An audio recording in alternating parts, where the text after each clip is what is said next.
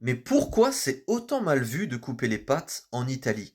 Ciao compare, siano Pippo. Pour comprendre, il faut retourner au 9e siècle, quand les Nord-Africains apportent en Sicile le sucre, le riz, les fruits et légumes secs, les agrumes, la semoule, etc.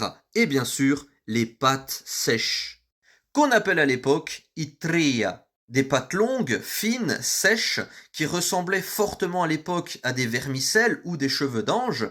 Au fil du temps, en Sicile, on va les faire plus épaisses et donner naissance aux spaghetti. On décidera aussi de les couper en morceaux afin de donner naissance aux vermicelles. Mais au 9e siècle, on continue à les appeler itria. Fabriquées à base de semoules de blé dur et d'eau, elles étaient séchées à l'air libre. Les Siciliens, on a rapidement adopté les pâtes dans notre alimentation. Facile à faire, ça durait super longtemps, ça se conservait super bien. Pratique pour les voyages, aussi bien sur la terre qu'en pleine mer. Et il suffisait d'un peu d'huile d'olive, quelques épices, et tu pouvais manger. On a tellement apprécié les pâtes que Trabbia, un village situé à côté de Palerme, va en fabriquer en grande quantité. Tout le monde musulman achetait les pâtes en Sicile. Elles étaient même vendues dans des territoires chrétiens. C'est comme ça que progressivement elles arrivent en Europe. Au XIIe siècle, grâce au village de Trabbia, la Sicile devient le producteur numéro 1 de pâtes. Et c'est à partir de cette période qu'on commence à les amener en Italie du Sud. Mais comment est-ce qu'on consomme les pâtes à l'époque? Encore au XIIe siècle, généralement, il y avait deux manières de les consommer. Salé avec de l'huile d'olive, du carvi, du safran, de la cannelle et des pois chiches, ou bien sucré avec du miel ou du sucre. On déposait une grande marmite, un grand plat au milieu de l'assemblée, au milieu de la famille, et tout le monde venait se servir, en mettait dans son bol, et à l'époque on mangeait les pâtes avec une cuillère, ou bien, plus généralement, avec les mains. À partir du XIIIe siècle, les Siciliens ont commencé à inventer plein de formes de pâtes sèches différentes, chaque forme correspondant à un plat bien précis. Les Italiens du Sud vont également créer leur propre forme de pâte. Dès le départ, c'est très codifié. Tu ne choisis pas une forme de pâte au hasard. Chaque forme a été imaginée, conçue, créée pour correspondre à un plat bien précis. Et l'histoire aurait pu s'arrêter là. Mais au XVIe siècle, les colons espagnols apportent en Sicile et en Italie du Sud un fruit originaire des Amériques, la tomate. Contrairement à d'autres royaumes, rapidement le royaume de Sicile décide de cultiver massivement ce fruit et de l'adopter dans son alimentation. Dans la cuisine, ça va être utilisé comme un légume afin d'accompagner les poissons, les viandes. Et très vite, on réalise qu'on peut en faire une sauce, mais pas encore avec des pâtes.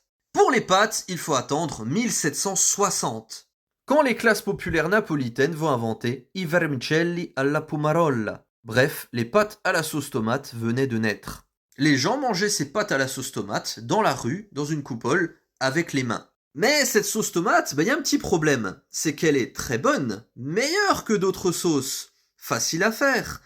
Mais de base, la plupart des sauces avec les pâtes étaient assez épaisses. Cette sauce tomate, elle est assez liquide. Et donc, tu peux te salir assez facilement. Et sur les doigts, c'est pas très agréable. Et il y a un objet qui a mis beaucoup de temps à entrer dans le cœur des Siciliens et des Italiens du Sud. Parce que nous, on mangeait avec les mains.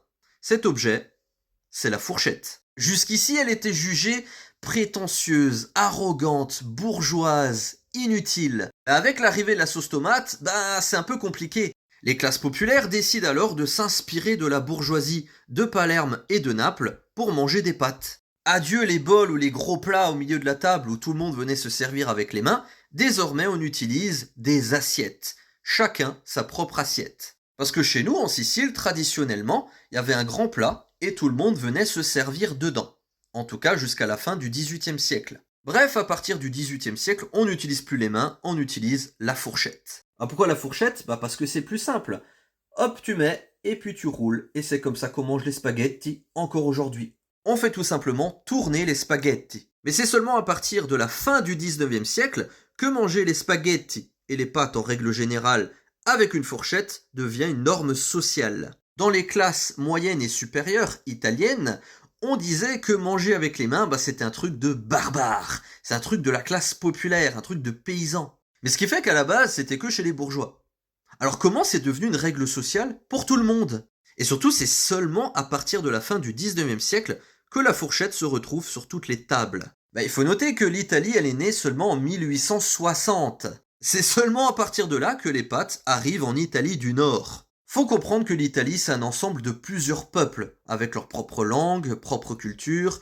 Certains ont colonisé, comme les Piémontais, et d'autres ont été colonisés, comme nous, les Siciliens, et l'Italie du Sud en règle générale. Et les colons italiens, ils sont un peu obligés de créer une identité nationale, une identité commune. L'un des éléments à être mis en avant, à être considéré comme faisant partie d'une identité italienne, est le plat de pâtes, le plat de spaghetti à la sauce tomate. C'est à partir de la fin du 19e siècle qu'apparaissent les premiers manuels de savoir-vivre à l'italienne, où il est écrit, je cite, « Les spaghettis ne se coupent pas, ils se roulent avec art. Les couper est un échec de l'élégance à table. » C'est donc depuis la fin du 19e siècle que c'est mal vu de couper les spaghettis. Le gouvernement italien décidera même d'imposer cette règle sociale que beaucoup d'Italiens ont appris à l'école étant enfants.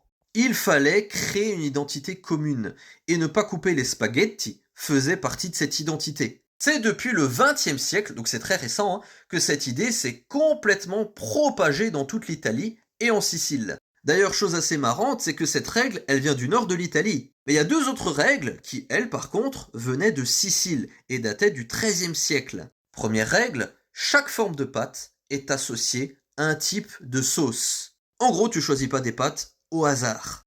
Mais ce qui fait que déjà de base, c'était pas forcément logique de couper des spaghettis. Parce que si tu prends des pâtes longues, c'est pour manger des pâtes longues, c'est pas pour les couper ensuite. Si t'achètes une baguette, c'est parce que t'aimes le pain qui est bien croquant. C'est pas pour ensuite mettre ta baguette dans l'eau en disant tiens, je préfère le pain qui est mou. Autant acheter du pain mou tout de suite. Bref, dernière règle, ne jamais mettre de fromage râpé sur des pâtes avec du poisson ou des fruits de mer. Très très mal vu. Mais cette règle, en fait, à la base, elle était assez rationnelle. Au XIIIe siècle, les gens n'avaient pas forcément l'argent pour mettre du fromage râpé sur tout et n'importe quoi.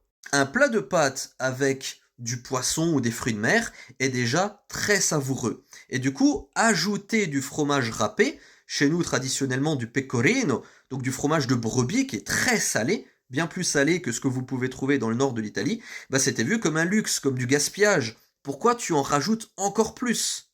Bref, vous savez maintenant pourquoi on ne coupe pas les spaghettis en Italie. Même s'il faut quand même reconnaître qu'entre le nord et le sud, il y a une différence. Dans le nord, c'était pour se distinguer de nous. Pour dire, vous voyez, dans le sud, ceux qu'on a colonisés, là, ceux qu'on doit civiliser, eux, ils mangent avec les mains. Nous, on est plus civilisés, fourchette, assiette. Et dans le sud, justement, on a adopté ces règles pour montrer que non. On est autant civilisé que le nord, voilà. Donc on a adopté ça, en quelque sorte, pour s'adapter, pour ne pas être discriminé. Et c'est une règle qui reste assez récente, et qui est assez bête quand on y pense, mais qui a eu le temps de traumatiser des générations entières. Ce qui fait que beaucoup ne supportent pas de voir quelqu'un couper des spaghettis, ou couper des pâtes en règle générale. Moi personnellement, si je vois quelqu'un couper des spaghettis, je vais rien dire. Mais je n'en pense pas moins. C'est vrai que c'est quand même un grand manque de savoir-vivre. Pourquoi tu prends des pâtes longues si c'est pour les couper ensuite? Enfin bref, j'espère que cette vidéo vous a plu. N'hésitez pas à me le dire en commentaire. Marco Polo n'a pas ramené les pâtes de Chine. Je répète, le voyage de Marco Polo n'a eu absolument aucune influence sur les cuisines siciliennes et italiennes. Ciao compare, c'est Yano Pippo. Dans ma précédente vidéo, j'expliquais pourquoi est-ce que c'est mal vu en Italie de couper les pâtes, plus précisément les spaghettis.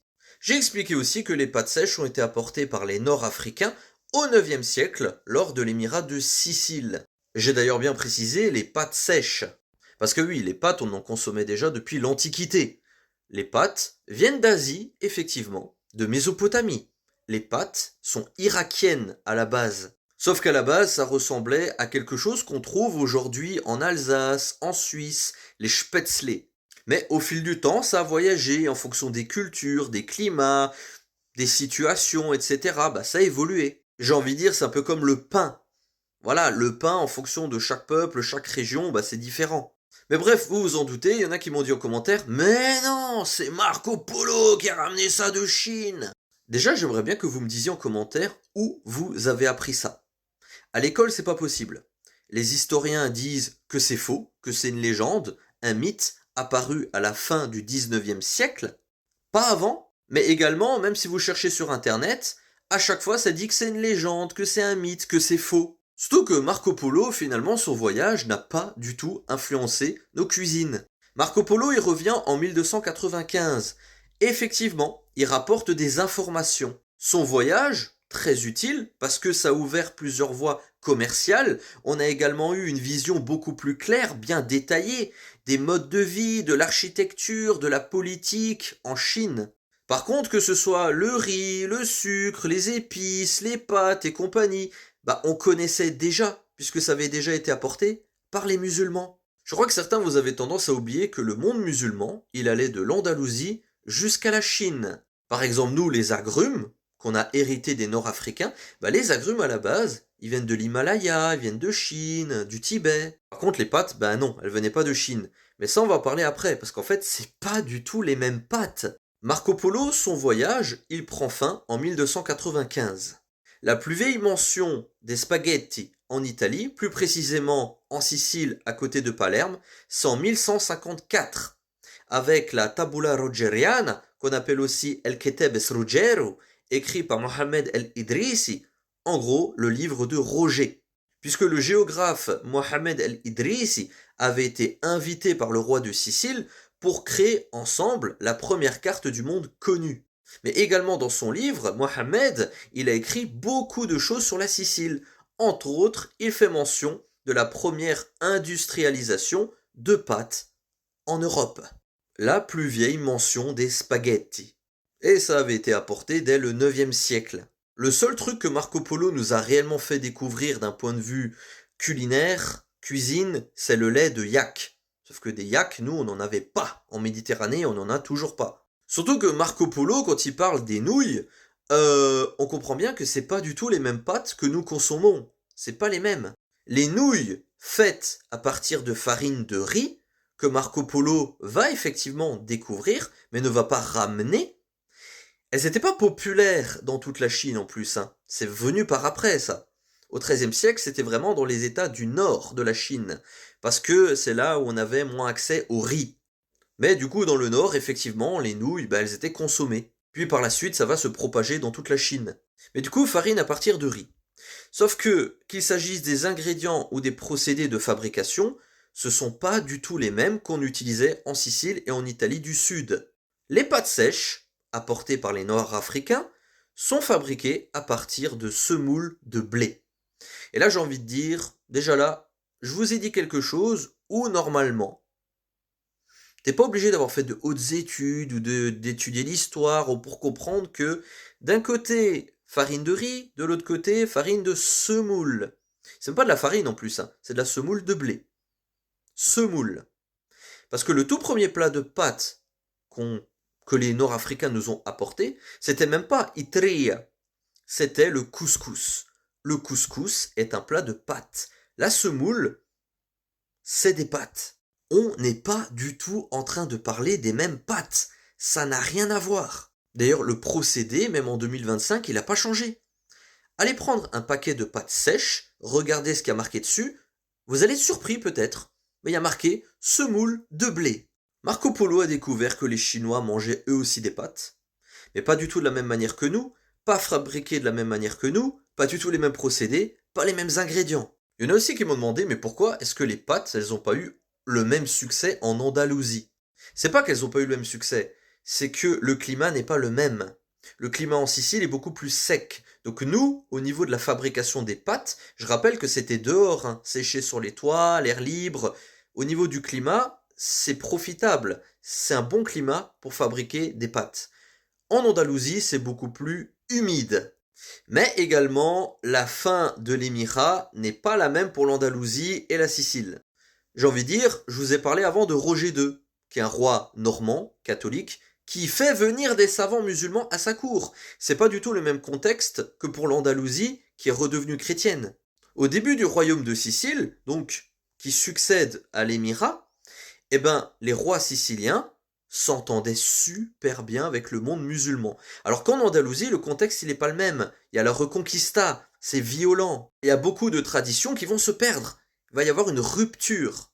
Les rois siciliens, d'ailleurs le tout premier roi sicilien Roger II, se voyait comme le successeur des émirs. Il y avait cette idée de perpétuer, de prolonger. Il n'y a pas cette idée de supprimer, de virer, non, pas du tout. Mais ça vient d'où alors cette idée que Marco Polo aurait ramené les pâtes de Chine? Eh ben ça c'est apparu à la fin du 19e siècle. Marco Polo c'est un Vénitien, il vient du nord de l'Italie. Ok. Rappelons que si la Sicile consomme des pâtes depuis le 9e siècle, le sud de l'Italie depuis les 12 et 13e siècles, dans le nord, la quasi-totalité des Italiens du nord commencent à consommer des pâtes au 19e siècle. Et à l'époque, les Italiens du nord, dans une mentalité purement coloniale, mais également un certain mépris vis-à-vis du sud, ils peuvent pas assumer que ces pâtes, qui sont présentées comme l'un des éléments de l'unité nationale italienne, l'un des éléments distinctifs de ce qu'est un Italien, d'après le roman national, ils peuvent pas dire, bah nous en fait on vient de commencer à manger des pâtes. Non, ils peuvent pas. Donc il y a des nationalistes qui décident de faire croire qu'ils consommaient déjà des pâtes parce que ça avait été rapporté par Marco Polo, italien du Nord. C'est faux. Mais également cette idée de roman national. Et donc ils vont mystifier, créer certaines légendes, intensifier certaines histoires en rapport avec l'histoire de l'Italie du Nord. Entre autres, le voyage de Marco Polo va être fortement romancé, mystifié. Les Italiens du Nord voulaient faire croire que le voyage de Marco Polo avait grandement marqué son époque. Et que beaucoup d'éléments de la cuisine italienne ne venaient pas du sud. Parce que, faut quand même le dire, qu'est-ce qu'on a apporté, nous, Siciliens, Italiens du sud, au nord? Ben, beaucoup de choses. On a parlé des pâtes, mais on leur a apporté les agrumes, le sucre, beaucoup d'épices, le riz. Le riz. Mais ça, on l'avait d'où? Ben on l'avait des musulmans, des Nord-Africains. Les Italiens du Nord, ils pouvaient pas l'assumer, ça. Ils ont préféré dire que bah, c'était Marco Polo qui a ramené ça de Chine. Ça passait mieux sur le papier. Mais ça, c'est de la politique. Je fais pas des vidéos où je parle politique, je fais des vidéos où je parle histoire. Même si l'histoire est politique, mais bon, ça c'est un autre débat. Et puis il y a le coup de grâce. Au XXe siècle, il y a une pub qui va passer dans toute l'Italie et qui présentait Marco Polo comme celui qui avait ramené les pâtes de Chine. Faut pas oublier que fin 19e et une bonne partie du 20e siècle, jusqu'à la fin de la Seconde Guerre mondiale, il y a vraiment cette idée où on veut insister pour que les Italiens ressemblent à des Italiens. Faut pas oublier qu'à la base, l'Italie, c'est un ensemble de plusieurs peuples avec des cultures différentes. Et donc on te met de plus en plus d'exemples pour te dire un Italien, c'est ça. Donc tu veux être un bon citoyen, sois comme ça. Un bon Italien, il mange des spaghettis à la sauce tomate. Mais tu ne peux pas dire que ça fait à peine une ou deux générations que les Italiens du Nord consomment ça. Donc non, tu présentes Marco Polo comme celui qui a ramené ça il y a plusieurs siècles. L'autre vidéo, elle a fait 70 000 vues. Celle-là, à mon avis, TikTok, ils vont peut-être un petit peu me calmer. Elle va peut-être pas dépasser les 1000 ou 2000 vues. Je pense pas. Bref, si vous avez des questions, n'hésitez pas à me le dire en commentaire.